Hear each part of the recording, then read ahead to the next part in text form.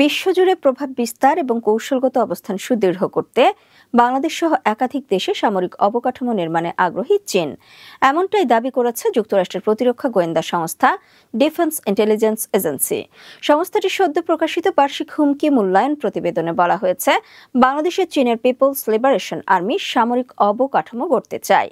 প্রতিবেদনে শুধু বাংলাদেশ নয়, আরও অন্তত 20টি দেশের নাম উঠে এসেছে যেখানে চীন সামরিক ভিত্তি বা অবকাঠামো গড়ার চেষ্টা চালাচ্ছে।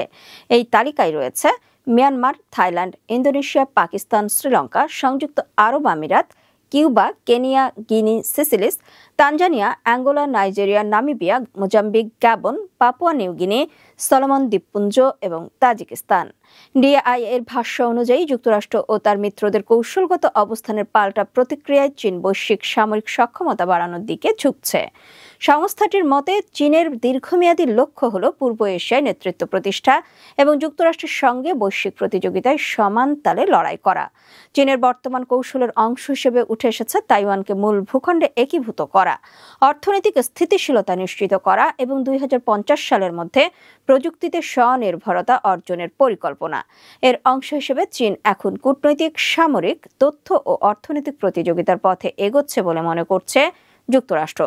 প্রতিবেদনে আরও বলা হয়, চীনের প্রেসিডেন্ট শি জিনপিং দেশকে ইন্দো প্যাসিফিক অঞ্চল সহ বৈশ্বিক পর্যায়ে যুক্তরাষ্ট্র ও তার মিত্রদের সঙ্গে প্রতিদ্বন্দ্বিতার জন্য প্রস্তুত করছেন। বিশেষ করে যুক্তরাষ্ট্রের সামরিক জোটগুলোর মধ্যে আস্থা দুর্বল করার চেষ্টা করছে বেইজিং।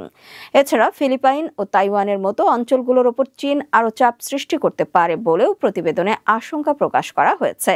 চীন একই সঙ্গে যুক্তরাষ্ট্রের সমালোচনার জবাব দিতে এবং নিজেদের বিকল্প বৈশ্বিক নেতা হিসেবে উপস্থাপনের কৌশল নিচ্ছে বলেও জানানো হয়। এই প্রতিবেদন সামনে আসার পর আন্তর্জাতিক মহলে চীনের বৈশ্বিক ভূমিকা এবং বিশেষ করে দক্ষিণ এশিয়ায় সম্ভাব্য সামরিক উপস্থিতি নিয়ে নতুন করে উদ্বেগ তৈরি হয়েছে।